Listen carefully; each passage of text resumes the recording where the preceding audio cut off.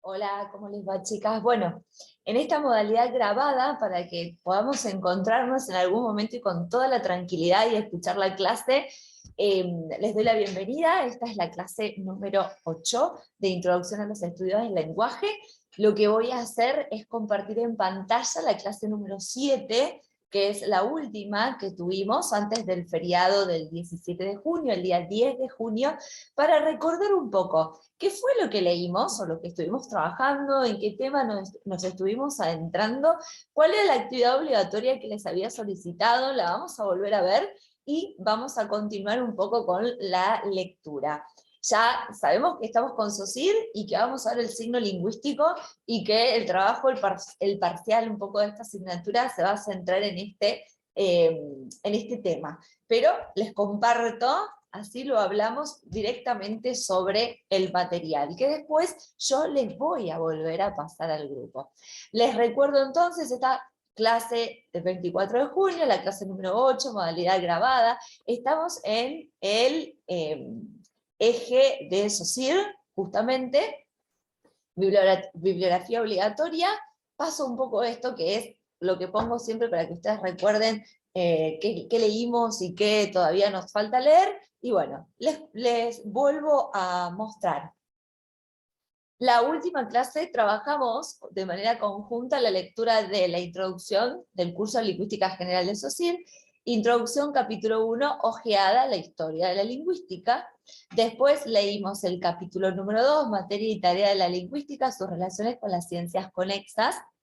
Y ahora lo que vamos a hacer es leer el capítulo número 3, objeto de la lingüística.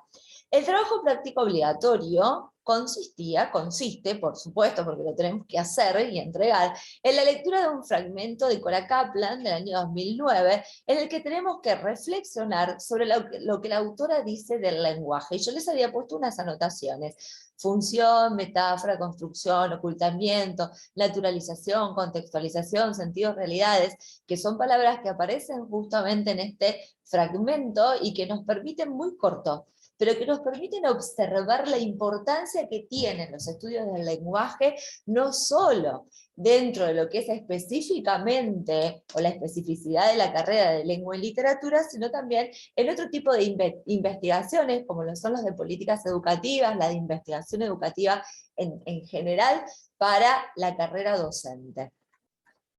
Comparto ahora el material que habíamos empezado a leer la clase pasada.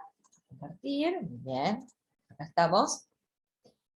Voy a ir al inicio para que ustedes vayan rememorando un poco qué fue lo que fuimos marcando. Acá lo tenemos, capítulo 1, ojeada a la historia de la lingüística. Acá vimos los periodos, no sé si se acuerdan, el periodo de la gramática se propone únicamente, lo que propone únicamente es dar reglas para distinguir las formas correctas de las formas incorrectas. Es una disciplina normativa. Después, qué es lo que estudia la filología como periodo número 2, después pasamos al periodo número 3, la gramática comparada, donde hicimos toda la lectura del recorrido de la gramática comparada, la crítica que se le hace a este periodo, justamente a esta gramática comparada, de no ir más allá de la comparación, de no establecer teorías o conclusiones, y acá estaba, perdón, crítica a la gramática comparada, y después nos fuimos, crítica número 2, a esta afirmación importante, la lingüística propiamente dicha, que dio a la comparación el lugar que le corresponde exactamente, nació del estudio de las lenguas romances y de las lenguas germánicas. Los estudios románicos inaugurados por Diez, su gramática de las lenguas romances, data de 1836-1838, contribuyeron particularmente a acercar la lingüística a su objeto verdadero. Y acá nos vamos a esta afirmación que tenemos acá, que dice mérito, en la observación que le hicimos al costado. Poco después se formó una escuela nueva, la de los neogramáticos. Su mérito consistió en colocar en perspectiva histórica todos los resultados de la comparación y entender así los hechos en su orden natural. Gracias a los neogramáticos ya no se vio en la lengua un organismo que se desarrolla por sí mismo, sino un producto del espíritu colectivo de los grupos lingüísticos. Y habíamos hecho mucho hincapié en entender la lengua en su contexto de producción, dentro de ese espíritu colectivo, de construcción, de evolución y transformación de la lengua en su medio de uso. Después marcamos esto porque era sumamente importante para explicar. La lengua no es una entidad y no existe más que en los sujetos hablantes. Y de esto estuvimos charlando la última clase, antes de pasar al capítulo número 2, donde vimos materia, tarea del lingüista, que está marcado acá, materia de la lingüística, materia de estudio, tarea del lingüista, la tarea del lingüista A, B y C, y su relación con las ciencias conexas. La lingüística tiene conexiones muy estrechas con varias ciencias y vimos cuáles eran esas conexiones. Marcamos un problema clave, cuál es la utilidad de la lingüística, importancia para la cultura general en la vida de los individuos y la de las sociedades. No hay factor tan importante como el lenguaje. Y lo vuelvo a repetir, cerremos los ojos y pensemos, ¿qué elemento queda fuera del lenguaje? El lenguaje como aquello que le da existencia a absolutamente todo lo que nosotros podemos ver, observar, por supuesto, y lo que podemos pensar. No podemos pensar algo si no le ponemos un nombre a lo que estamos pensando. Así que vayamos focalizando la importancia que tiene el lenguaje en uso. De ese avance de lectura, tenían que realizar la actividad con el fragmento de Kaplan. Pero ahora nos vamos a centrar un poco en capítulo número 3, objeto de la lingüística. Algo que yo ya repetí muchas veces, que repetimos juntas muchas veces, porque también lo repetimos en el seminario de teoría. ¿Cuál es el objeto de estudio de teoría? ¿Cuál es el objeto de estudio de lingüística? Y lo estuvimos hablando el miércoles, si lo recuerdan en la clase de teoría, cuando dijimos, bueno, a ver, para que exista una ciencia, tiene que existir un objeto de estudio, algo que esa ciencia observe, y un método de observación. Entonces, tanto en las ciencias naturales como en las ciencias sociales, tenemos un objeto de estudio y también tenemos un método para estudiar ese objeto. Entonces, partimos de una ciencia. Las ciencias se fueron independizando a medida que se fueron especificando los objetos de estudio y los métodos con los cuales se observaban. Así pudimos separar las ciencias naturales de las ciencias sociales, y los objetos de estudio de las ciencias sociales empezaron a tener un método de observación y de análisis diferente al método científico que estuvimos recordando, el de las ciencias naturales, y que ustedes han experimentado, porque lo contamos en el colegio primario, por ejemplo, con la germinación del poroto, y el método de la observación, la experimentación a través de un problema y de una posible hipótesis. Vamos ahora a ver qué dice específicamente Saussure con respecto al objeto de la lingüística. 1. La lengua, su definición. Recuerden también que al inicio de este recorrido por la asignatura Introducción a los Estudios del Lenguaje, lo primero que hicimos fue diferenciar la lengua oral de la lengua escrita y diferenciar lenguaje, lengua y habla. Y también vimos la definición de un signo y la lingüístico, y la definición de signos y la clasificación según su relación con el ente o el objeto al cual están, con el cual se están relacionando, al cual están reemplazando. Pero ahora vamos a verlo específicamente desde la teoría de Saussure. ¿Cuál es el objeto a la vez integral y concreto de la lingüística? La cuestión es particularmente difícil. Ya veremos luego por qué. Limitémonos ahora a hacer comprender esa dificultad. Otras ciencias operan con objetos dados de antemano y que se pueden considerar enseguida desde diferentes puntos de vista. No es así en la lingüística. Alguien pronuncia la palabra española desnudo. Un observador superficial se sentirá tentado de ver en ella un objeto lingüístico concreto. pero un examen más atento hará ver en ella sucesivamente 3 o 4 cosas perfectamente diferentes según la manera de considerarla, como sonido, como expresión de una idea, como correspondencia al latín desnudum, etc. Y hago una pausa, paréntesis, para hacer una explicación un poco de este primer párrafo. Parte de una pregunta. Por lo tanto, acá tenemos el problema que este apartado va a intentar responder cuál es el objeto a la vez integral y concreto de la lingüística. Aunque parezca simple, tiene sus dificultades. Hay ciencias, nos está diciendo Saussure, que tienen de antemano el objeto ya definido. A ver, este es el objeto de estudio de la matemática, este es el objeto de estudio de la álgebra, este es el objeto de estudio de la astronomía. ¿Cuál es el objeto de estudio de la lingüística? Bien, es este objeto, pero ¿desde cuántas perspectivas se puede ver este objeto de estudio? Si, por ejemplo, nosotros decimos la palabra desnudo, como lo dice acá. Alguien pronuncia la palabra española desnudo. Yo la voy a remarcar como correspondería en esta traducción en cursiva. Ahí estamos. Bien.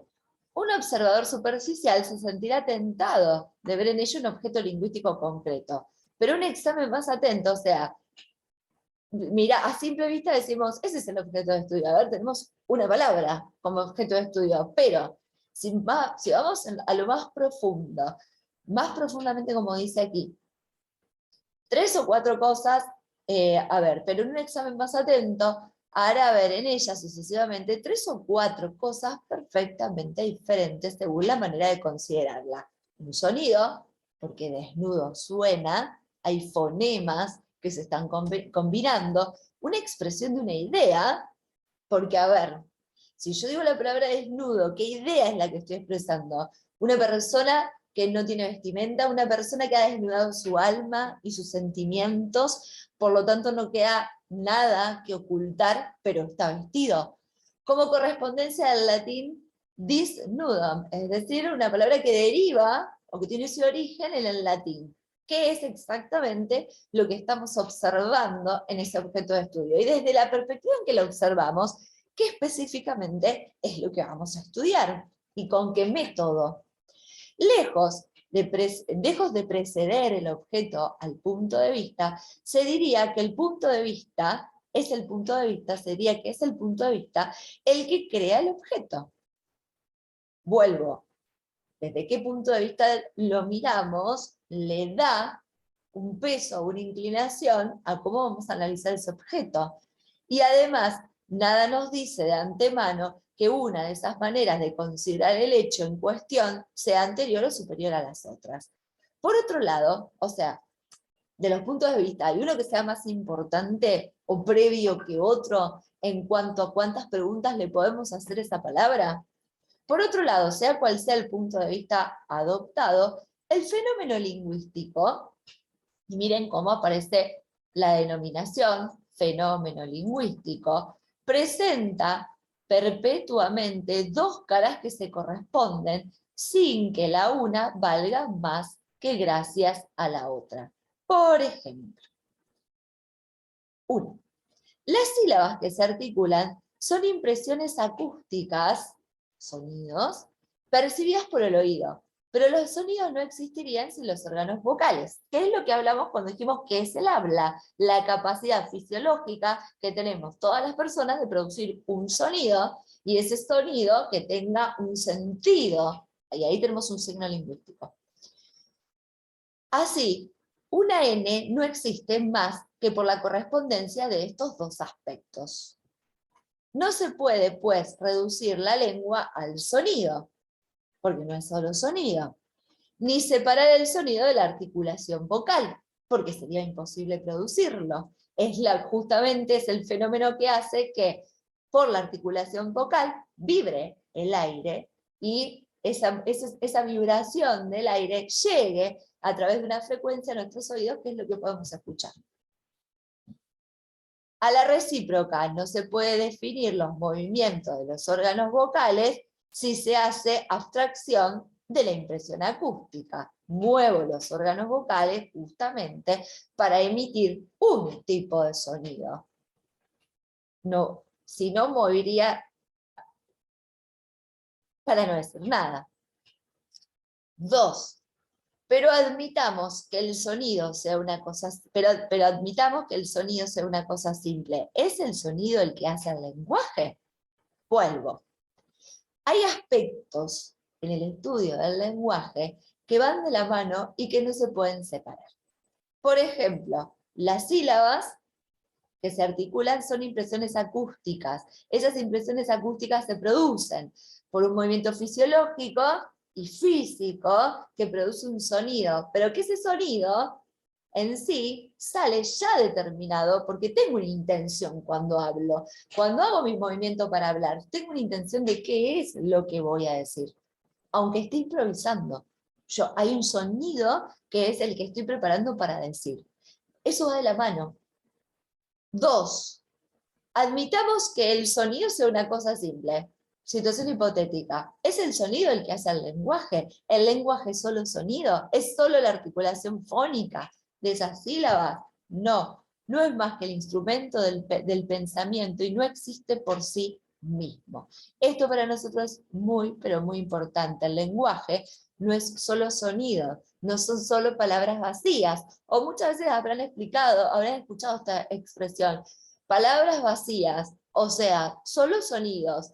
Cuando alguien, voy a poner una situación así, una novela. En una novela el personaje malo está engañando al galán y le dice que lo ama al galán, cuando en realidad lo que quiere es sacarle toda su fortuna. Bien, palabras vacías, puede llegar a decir la protagonista en cuanto a su antagonista que es su enemiga. Son palabras vacías, ahí está, es el sonido, porque no tiene una verdadera intención. No, espero que valga el ejemplo. No, no es más que el instrumento del pensamiento y no existe por sí mismo el lenguaje. Volvemos a la afirmación anterior. El lenguaje, la vamos a buscar. Acá la teníamos marcada para explicar. Acá, la lengua no es una unidad y no existe más que en los sujetos hablantes. Necesita de un sujeto hablante. Volvemos. Ahí lo voy, perdón, ya que está, se los voy a marcar. Necesita un sujeto. Perfecto. Aquí surge una nueva y formidable correspondencia. Las correspondencias son cuando las cosas se relacionan entre sí. El sonido, unidad compleja, acústica, vocal, forma a su vez con la idea una unidad compleja, fisiológica y mental. Por lo tanto, tengo un sonido, una imagen acústica, y una idea, una imagen mental. Estamos formando lo que es el signo, ¿no? Es más, 3. Vuelvo a repetir por las dudas. Unión de elementos. El sonido, la imagen acústica compleja, que es acústico-vocal. Hay un movimiento fisiológico que genera fonemas que van a sonar de determinada manera, se relacionan con una compleja idea que es la representación mental. Tengo una imagen sonora, acústica, una imagen mental. Si volvemos a cuando yo les expliqué el signo y les dibujé el árbol, imagen sonora e imagen mental, estamos justamente llegando a ese lugar. Es más, el lenguaje tiene un lado individual, el habla es totalmente individual, y un lado social, la lengua, que es la construcción que nosotros hacemos en una determinada comunidad. Y no se puede concebir el uno sin el otro. Vuelvo. El lenguaje tiene un lado individual, el habla, y un lado social, la lengua. No se puede concebir la parte social sin la parte individual. Soy parte de una comunidad hablante. Por último, 4. En cada instante, el lenguaje implica a la vez un sistema establecido. Hay un sistema de correspondencias y de uniones entre imágenes acústicas e imágenes mentales, el signo lingüístico de la palabra puerta, por ejemplo, imagen acústica, fisiológica, acústica, sale un sonido, puerta, pero automáticamente me remite a una imagen mental, y todos compartimos socialmente la misma relación entre imagen sonora e imagen mental, y cerramos los ojos y vemos una puerta. Es convencional esa relación. Entonces, 4. En cada instante, el lenguaje implica a la vez un sistema establecido y una evolución, porque nada detiene al hablante de crear nuevas palabras porque han aparecido nuevas ideas. En cada momento, y así evoluciona. Por eso ustedes van a tener una asignatura que es Historia de la Lengua, Evolución Histórica de la Lengua. ¿Cuáles fueron los cambios que en el uso se fueron dando y que fueron haciendo también? El cambio se va dando, se va reglamentando, se va estableciendo, y sobre ese cambio sigue la evolución. Cuando nosotros decimos que el latín es una lengua muerta, ¿qué significa? Que es una lengua que, como ya no se habla y no se usa, no evoluciona. Nosotros estamos hablando del castellano, una lengua viva que sigue en constante evolución. En cada momento es una institución actual y un producto del pasado, porque nosotros, las ideas, las construcciones mentales que tenemos son sobre signos convencionales que ya estaban establecidos en el momento en que empezamos a utilizarlos. Aprendemos a hablar una lengua que es un producto del pasado, pero que a su vez es totalmente presente y actual, porque es como cuando les expliqué lo que era un devenir histórico. Es una historia que nunca deja de avanzar. Eso pasa con el lenguaje. Es presente, es actual, pero también es un fruto histórico del pasado. Parece a primera vista muy sencillo distinguir entre el sistema y su historia, entre lo que es y lo que ha sido. En realidad, la relación que une esas dos cosas es tan estrecha que es difícil separarlas. Historia, decir que estamos ante un hecho que es histórico, que es un producto del pasado, pero que es presente y actual. Es eso, sí, parece muy simple, pero que en realidad es una relación, acá, lo voy acá, difícil de separar. Pregunta: ¿sería la cuestión más sencilla si se considerara el fenómeno lingüístico en sus orígenes, si por ejemplo se comenzara por estudiar el lenguaje de los niños? Pregunta para la reflexión, para el análisis, para la investigación. Y yo hago otro paréntesis. ¿El objeto de la lingüística es la institución actual o el producto del pasado? ¿Cuál de los dos?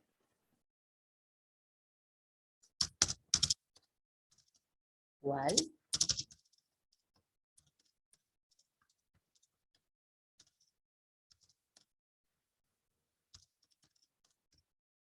Bien. ¿De qué se va a encargar entonces? ¿De dar cuenta de la historia de la evolución del lenguaje o de dar cuenta de la lengua como una institución actual en constante transformación? ¿Sería la cuestión más sencilla si se considerara el fenómeno lingüístico en sus orígenes, si por ejemplo se comenzara por estudiar el lenguaje de los niños?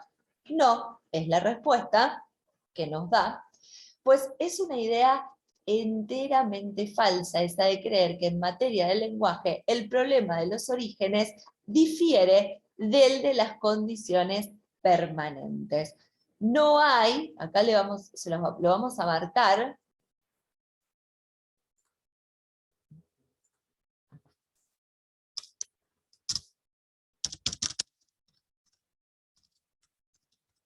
problema, y acá no, pues es una cuestión enteramente falsa. Hasta aquí la respuesta. No hay manera de salir del círculo. Así pues, de cualquier lado que se mire la cuestión, en ninguna parte se nos ofrece entero el objeto de la lingüística. Siempre hay una perspectiva desde la cual se está observando.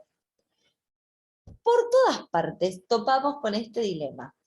O bien nos aplicamos a un solo lado de cada problema, con el consiguiente riesgo de no percibir las dualidades arriba señaladas, o bien, si estudiamos el lenguaje por muchos lados a la vez, el objeto de la lingüística se nos aparece como un montón confuso de cosas heterogéneas y sin trabazón. ¿Qué observamos? El fenómeno acústico, el fenómeno de sentido, la construcción convencional, el pasado histórico de la palabra, el significado presente, que de toda esa multiplicidad de perspectivas es lo que debe enfocarse todo al mismo tiempo.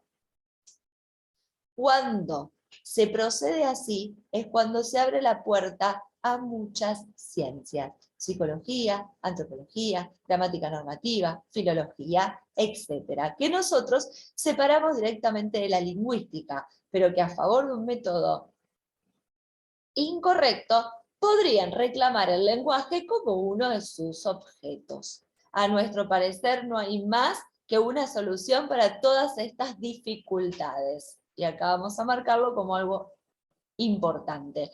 Hay que colocarse desde el primer momento en el terreno de la lengua y tomarla como norma de todas las otras manifestaciones del lenguaje. Y lo marcamos. Y lo vamos a resaltar con un comentario también, para no caer entonces en objetos de estudio que se corresponden con otras ciencias.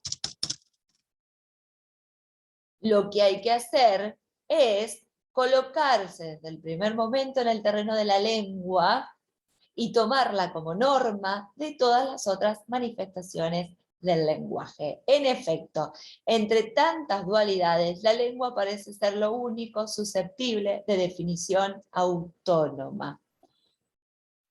Y es la que da un punto de apoyo satisfactorio para el espíritu. Por lo tanto, volvamos al título. Objeto de la lingüística. La lengua, su definición. La lengua, dice Saussure, parece ser entonces, y lo vuelvo a decir, parece colocarse desde el primer momento del terreno de la lengua como norma de todas las manifestaciones del lenguaje. La parte social del lenguaje, recordemos que es la lengua. La parte individual es el habla. El lenguaje es la capacidad de poder aprender, tomar y manifestar una lengua. ¿Cuál es el objeto de la lingüística? Pues bien, acá lo dice Saussure, en efecto la lengua parece ser lo único susceptible de definición autónoma. Pero, ¿qué es la lengua? Y acá viene la pregunta por la definición.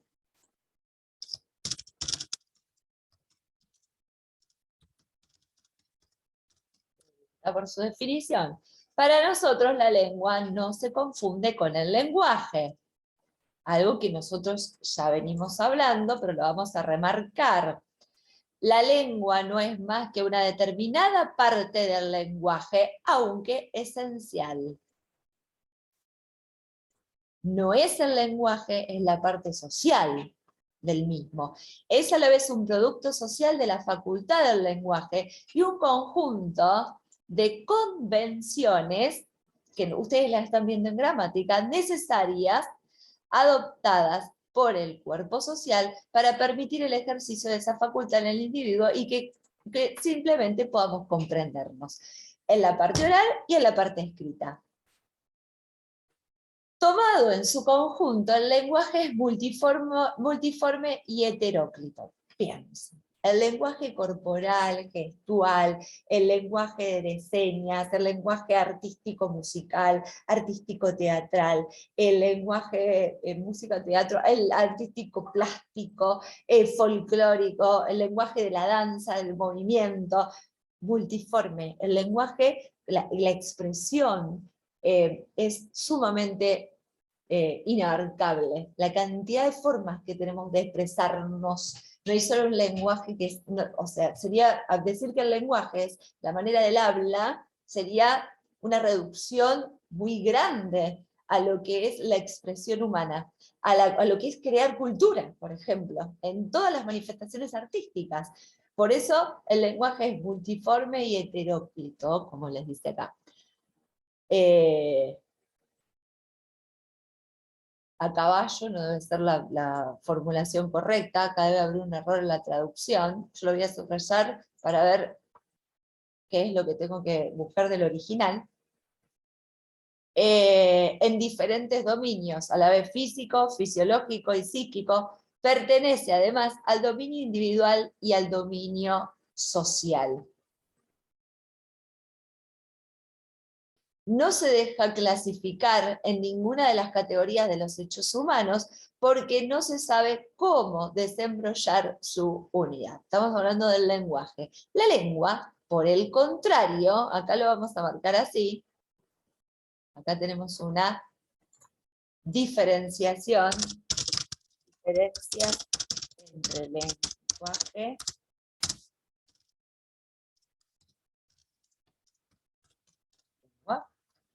La lengua, por el contrario, es una totalidad en sí y un principio de clasificación.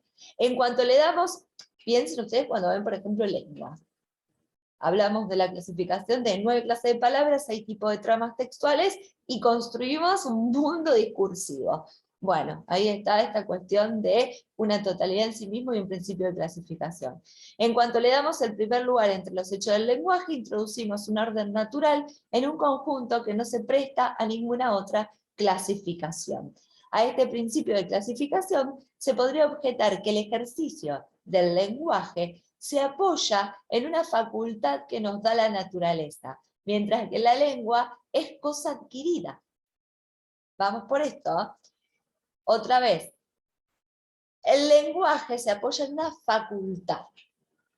Nosotros nacemos con la capacidad de expresarnos en el cuerpo, en el gesto, la danza, la música, la pintura, la matemática o el habla. Tenemos esa capacidad de expresarnos en todos esos lenguajes. Mientras que la lengua es una cosa adquirida. Hablamos, aprendemos a hablar en sociedad, con un otro. Ya lo hemos conversado, esta cuestión de que nosotros aprendemos a hablar por imitación de sonidos también. Y convencional, porque todos estamos de acuerdo en que esos sonidos tienen un significado y el significado es el mismo para todos, si no, no se daría la comprensión, que debería quedar subordinada al instinto natural en lugar de anteponerse.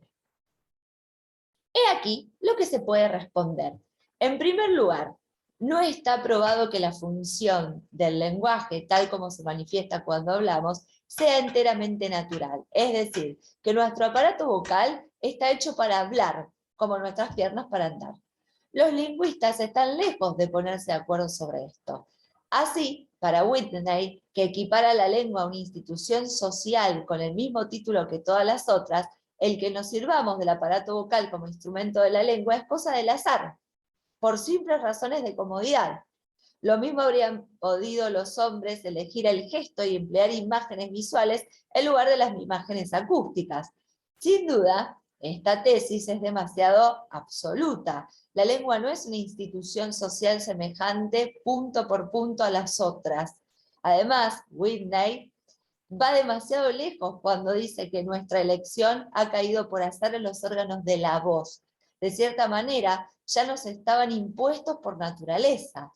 Pero, en el punto esencial, el lingüista americano parece tener razón. La lengua es una convención, que es lo que nos interesa a nosotros, porque esto es una refutación a una teoría mucho más amplia, que acá simplemente está mencionada, pero nos interesa este punto. La lengua es una convención y la naturaleza del signo en que se convierte es indiferente. La cuestión del aparato vocal es, pues, secundaria en el problema del lenguaje. Cierta definición de lo que se llama lenguaje articulado podría confirmar esta idea. En latín, articulus significa, ahí estamos, miembro, parte, subdivisión, una serie de cosas. En el lenguaje, la articulación puede designar o bien la subdivisión de la cadena hablada en sílabas, o bien la subdivisión de la cadena de significaciones en unidades significativas. Este sentido es el que los alemanes dan a su Geglierecht-Sprache, perdón mi pronunciación. Ateniéndonos a esta segunda definición, se podría decir que no es el lenguaje hablado el natural al hombre, sino la facultad de constituir una lengua, es decir, un sistema de signos distintos que corresponden a ideas distintas. La lengua, y se los voy a marcar acá, es un sistema de signos que se corresponde con ideas, pero este sistema de signos no es igual en todas las culturas o en todas las manifestaciones sociales, porque nosotros decimos puerta, pero en inglés es door, y ese sistema de signos fonético refiere al mismo objeto, pero el sistema de signos o fonética que lo conforma es distinto. Broca ha descubierto que la facultad de hablar está localizada en la tercera circunvalación frontal izquierda, en qué parte de nuestro cerebro. También sobre esto se han apoyado algunos para atribuir carácter natural al lenguaje. Pero esa localización se ha comprobado para todo lo que se refiere al lenguaje, incluso la escritura, y esas comprobaciones, añadidas a las observaciones hechas sobre las diversas formas de la afasia por lesiones de tales centros de localización, parecen indicar. Y acá vamos. Vieron que siempre es muy común escuchar que la parte izquierda del cerebro está destinada al lenguaje y a las capacidades cognitivas de la escritura y la comprensión, y la parte derecha a los razonamientos lógicos. Bueno, estamos en este punto. 1. Que las diversas perturbaciones del lenguaje oral están enredadas de mil maneras con las del lenguaje escrito. 2. Que en todos los casos de afasia o de agrafia, lo lesionado es menos la facultad de proferir tales o cuales sonidos o de trazar tales o cuales signos, que la de evocar por un instrumento, cualquiera que sea, los signos de un lenguaje regular. Todo nos lleva a creer que por debajo del funcionamiento de los diferentes órganos existe una facultad más general, la que gobierna los signos. Esta sería la facultad lingüística por excelencia. La facultad lingüística es la que gobierna todos los signos. Y por allí llegamos a la misma conclusión arriba indicada. Para atribuir a la lengua el primer lugar en el estudio del lenguaje, se puede finalmente hacer valer el argumento de que la facultad, natural o no, de articular palabras no se ejerce más que con la ayuda del instrumento creado y suministrado por la colectividad. No es, pues, quimérico decir que es la lengua la que hace la unidad del lenguaje. Y acá está la definición final. La unidad del lenguaje, objeto de estudio, es la lengua. Volvemos al inicio. Entonces, en este momento, en vivo, les estaría preguntando. A ver, pregunta incómoda. Objeto de la lingüística. La lengua y la definición de la lengua. La tenemos en este apartado, que tiene algunas cuestiones que exceden a lo que a nosotros nos interesa, como por ejemplo nombrar a Whitney y a Bacon, si no me equivoco, o dije cualquier segundo apellido, que está por acá, pero que sí deja claramente perfilada cuál es la definición de lengua y cuál es el objeto de estudio. Punto número 2. Lugar de la lengua en los hechos del lenguaje. Y también deja de manera más clara y explícita esa primera diferenciación que hicimos de lenguaje, lengua y habla. Punto número 2.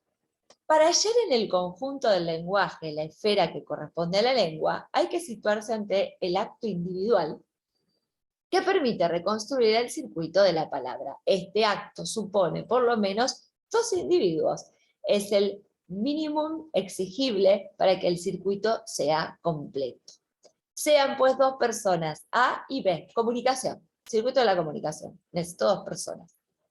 Yo en este caso les estoy hablando a un interlocutor que no me puede responder porque estamos en una grabación. Estoy monologando en esta clase grabada.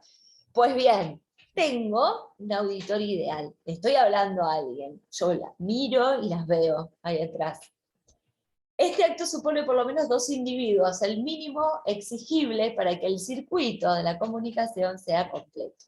Se han puesto 2 personas, A y B, en conversación. El punto de partida del circuito está en el cerebro de uno de ellos, por ejemplo en el de A, donde los hechos de conciencia, que llamaremos conceptos, ¿se acuerdan cuando les dijimos en aquella clase presencial que cerramos los ojos y pensamos en una hamburguesa? No es una hamburguesa, es la representación de una hamburguesa, el concepto, es el hecho de conciencia, lo que sucede en el momento del pensamiento, a lo que llamamos conceptos, se hallan asociados con las representaciones de los signos lingüísticos o imágenes acústicas que sirven a su expresión. Hamburguesa es lo que el concepto que estoy asociando a una imagen acústica. Supongamos que un concepto dado desencadena en el cerebro una imagen acústica correspondiente. Este es un fenómeno enteramente psíquico. Pienso, conceptualizo, pienso luego existo. Pienso, conceptualizo la idea a través de una imagen acústica. Tengo una relación que se está dando a nivel psíquico, que es entre la imagen mental, la imagen acústica, el signo que estoy armando. O imagen acústica que sirve a su expresión. Supongamos que un concepto dado desencadena en el cerebro una imagen acústica correspondiente. Esto es un fenómeno enteramente psíquico, seguido a su vez de un proceso fisiológico. El cerebro transmite a los órganos de la fonación un impulso correlativo a la imagen. Hamburguesa, ahí tenemos el impulso correlativo a la imagen. Luego, las ondas sonoras se propagan de la boca de A al oído de B por un proceso totalmente físico. Estoy leyendo lo que ya hemos hablado, charlado, dialogado y anticipado. A continuación, el circuito sigue en B. Yo soy B, ahora que recibí de A la palabra hamburguesa. Del oído al cerebro, en lugar de ir del cerebro al aparato fónico, va del oído al cerebro. Transmisión fisiológica de la imagen acústica, me llega la vibración del aire y llega un sonido. En el cerebro, asociación psíquica de la imagen acústica con la imagen mental, se da la inversa. El que habla tiene un mensaje, tiene una imagen, y a esa imagen le corresponde un sonido que el cerebro impulsa hacia el aparato fónico y pronuncia la palabra. Quien la recibe al revés, es el proceso inverso. Viene el sonido y primero llega al cerebro el sonido para que haga la asociación con la imagen visual o el concepto que se relaciona con ese sonido. Vuelvo entonces a la lectura después de esta pausa o de este paréntesis que hice. Asociación psíquica de esta imagen con el concepto correspondiente. Si B habla a su vez, este nuevo acto seguirá de su cerebro al de A, exactamente la misma marcha que el primero, y pasará por las mismas fases sucesivas que representamos con el siguiente esquema: audición, fonación, fonación, audición, diálogo. En eso consiste codificar y decodificar. Este análisis no pretende ser completo. En el medio existen otros factores que suceden en el circuito de la comunicación y que los vamos a ir viendo, porque estas personas hablan en un medio, a través de un código, con ciertas competencias culturales. ¿Qué pasa si la idea o el concepto, yo la digo hamburger, la digo en inglés, no sé si la dije bien, pero el otro no conoce inglés, habla turco? Bueno, a ver, ¿qué codificación y decodificación se da? Estamos hablando de un A y un B en una situación de laboratorio, que es un poco lo que hace el estructuralismo o lo que hace la gramática estructural, ¿no? Analizar la lengua, pero fuera del factor en el uso, fuera del hablante, o sea, la lengua aislada, como hecho aislado, que esto también ya lo hemos hablado. Este análisis no pretende ser completo, se podría distinguir todavía la sensación acústica para la identificación de esa sensación con la imagen acústica latente, la imagen muscular de la fonación. Nosotros solo hemos tenido en cuenta los elementos juzgados esenciales, pero nuestra figura permite distinguir enseguida las partes físicas, ondas sonoras, de las fisiológicas, fonación y audición, física y fisiología, la fisiología la que se da la parte en el cuerpo humano. Física, el fenómeno de la vibración de las ondas, la frecuencia, ¿se acuerdan que una vez hablamos de altura de la onda y de duración, frecuencia y duración de una onda para ver el tipo de sonido? Bueno, esa es la parte física. Y las psíquicas, imágenes verbales y conceptos que se dan a nivel psíquico en nuestra, bueno, eso tiene que ver con las competencias culturales. Si nosotros tenemos una construcción cultural, una competencia cultural para concretar la relación entre esa imagen acústica y el concepto. Conozco el concepto, acá dijimos hamburguesa, pero podemos llevarlo a un concepto mucho más abstracto y no tener el conocimiento cultural para hacer una relación y una asociación. Lo que sucede prácticamente en el aprendizaje, por lo general cuando uno está aprendiendo, lo que está haciendo es sumando ciertas herramientas, habilidades para relacionar esas competencias culturales y crear nuevos conceptos y nuevas ideas. Pues es de capital importancia advertir que la imagen verbal no se confunde con el sonido mismo, y que es tan legítimamente psíquica como el concepto que le está asociado. El circuito, tal como lo hemos presentado, se puede dividir todavía en una parte externa, vibración de los sonidos que van de la boca al oído, y una parte interna que comprende todo el resto, que es la decodificación.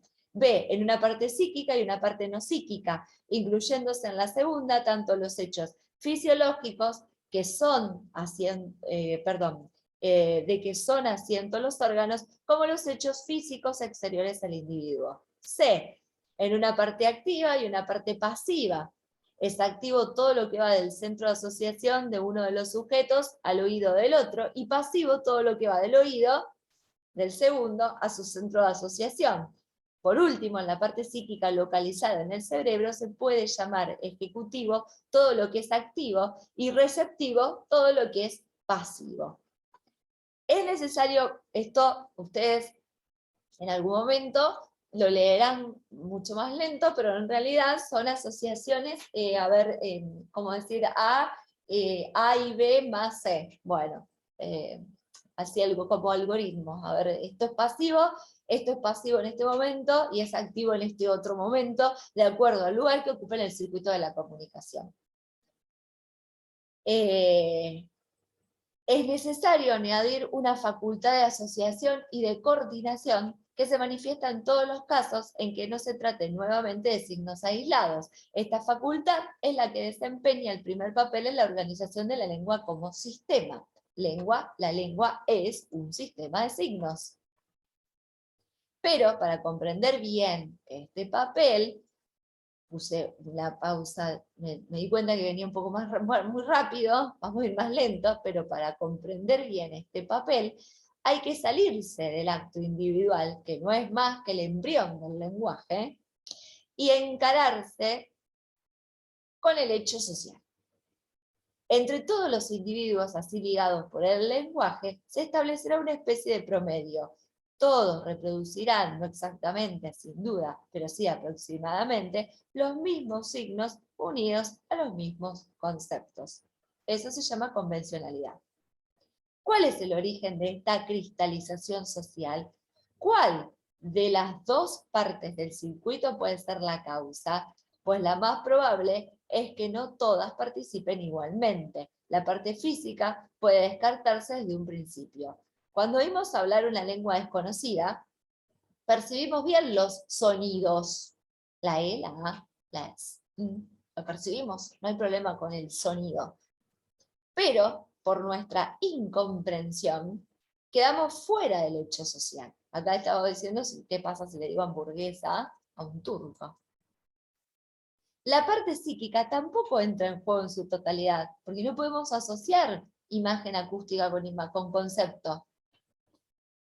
El lado ejecutivo queda fuera, porque la ejecución jamás está a cargo de la masa, siempre es individual, y siempre el individuo es su árbitro. nosotros llamaremos al habla parole.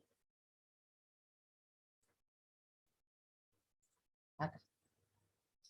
Lo que hace que se formen en los sujetos hablantes acuñaciones que llegan a ser sensiblemente idénticas en todos es el funcionamiento de las facultades receptivas y coordinativas, más allá de que podamos llegar a comprender o no, sí recibimos y sí coordinamos. Después está ejecutar, codificar, decodificar.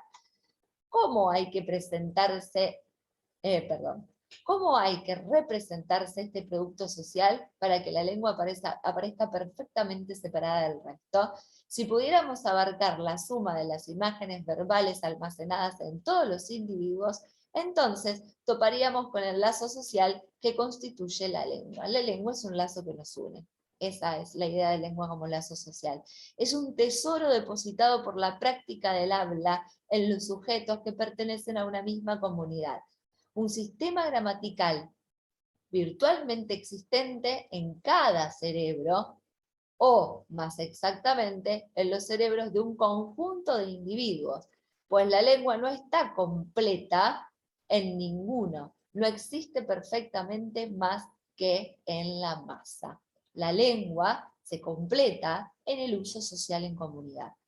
Al separar la lengua del habla, lengua et parole, se separa tal vez lo que es social de lo que es individual, lo que es esencial de lo que es accesorio y más o menos accidental. La lengua no es una función del sujeto hablante, es el producto que el individuo registra pasivamente cuando aprendemos, nunca supone premeditación y la reflexión no interviene en ella más que para la actividad de clasificar. Cosa que vamos a ver que en realidad la reflexión permite la capacidad de intervenir el lenguaje y hacerlo evolucionar. Un poco más adelante.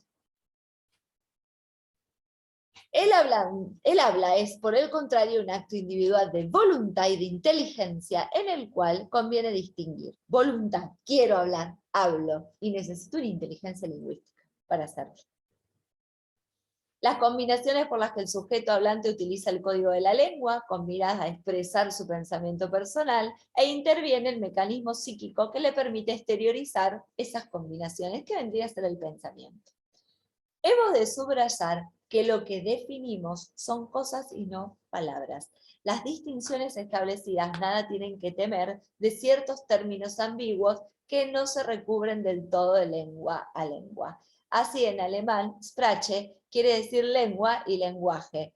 Rede corresponde bastante bien a habla, parole, pero añadiendo el sentido especial de discurso. En latín, sermo significa más bien lenguaje y habla, mientras que lingua designa la lengua y así sucesivamente. Ninguna palabra corresponde exactamente a cada una de las nociones precisadas arriba. Por eso, toda definición hecha a base de una palabra es vana. Es mal método el partir de las palabras para definir las cosas. Recapitulemos los caracteres de la lengua. 1. Les voy a marcar las características. 1. Es un objeto bien definido en el conjunto heteróclito de los hechos del lenguaje. Se la puede localizar en la porción determinada del circuito donde una imagen acústica viene a asociarse con un concepto. La lengua es la parte social del lenguaje, exterior al individuo, que por sí solo no puede ni crearla ni modificarla. No existe más que en virtud de una especie de contrato establecido entre los miembros de la comunidad. Por otra parte, si ustedes miran esta parte, está sumamente ordenada la síntesis, el individuo tiene necesidad de un aprendizaje para conocer su funcionamiento. El niño se la va asimilando poco a poco. Hasta tal punto es la lengua una cosa distinta que un hombre privado del uso del habla conserva la lengua, no lo perdemos, con tal que comprenda los signos vocales que oye. 2. La lengua, distinta del habla, es un objeto que se puede estudiar separadamente. Ya no hablamos las lenguas muertas, pero podemos muy bien asimilarlos, su organismo lingüístico. Por eso ustedes tienen latín y observan la gramática del latín. La ciencia de la lengua no solo puede prescindir de otros elementos del lenguaje, sino que solo es posible a condición de que esos otros elementos no se inmiscuyan. 3. Mientras que el lenguaje es heterogéneo, la lengua así delimitada es de naturaleza homogénea. Es un sistema de signos en el que solo es esencial la unión del sentido y de la imagen acústica, y donde las dos partes del signo son igualmente cíclicas. Perfecta y claramente la definición. 4. La lengua no es menos que el habla, es un objeto de naturaleza concreta y esto es gran ventaja para su estudio. Los signos lingüísticos, no por ser esencialmente psíquicos, son abstracciones. Las asociaciones, ratificadas por el consenso colectivo y cuyo conjunto constituye la lengua, son realidades que tienen un asiento en el cerebro. Además, los signos de la lengua son, por decirlo así, tangibles. La escritura puede fijarlos en imágenes convencionales, mientras que sería imposible fotografiar en todos sus detalles los actos de habla. La fonación de una palabra, por pequeña que sea, presenta una infinidad de movimientos musculares extremadamente difíciles de conocer e imaginar, pero sí podemos escribir y observar lo concreto. En la lengua, por el contrario, no hay más que la imagen acústica, y esta se puede traducir en una imagen visual constante. Pues si se hace abstracción de esta multitud de movimientos necesarios para realizarla en el habla, cada imagen acústica no es, como luego veremos, más que la suma de un número limitado de elementos o fonemas, susceptibles a su vez de ser evocados en la escritura por un número correspondiente de signos. Acuérdense que yo muchas veces dije que hay un número limitado de grafemas para formar una infinidad de signos, un número limitado de sonidos para producir una infinidad de palabras o significados. El número es finito, pero las posibilidades de construir significado, cosa que no pueden hacer los animales cuando hablábamos del lenguaje animal, de las abejas, es la creación infinita de significados, de notar y connotar, que es lo que podemos hacer nosotros. Esta posibilidad de fijar las cosas relativas a la lengua es la que hace que un diccionario y una gramática puedan ser representación fiel, pues la lengua es el depósito de las imágenes acústicas y la escritura la forma tangible, visual, de esas imágenes. Bien, hasta aquí entonces hicimos la lectura del capítulo número, lo tenemos anotado acá, capítulo número 3, objeto de la lingüística. La lengua, definición de la lengua, y por último, vuelvo a compartir, así no lo digo en el aire, lo digo mostrándolo, compartir, lo tenemos acá, lugar de la lengua en los hechos del lenguaje. El objeto de estudio, la lengua. ¿Cuál es la definición de la lengua y cuál es el lugar de la lengua en los hechos del lenguaje? Y, volviendo a la clase entonces, observamos.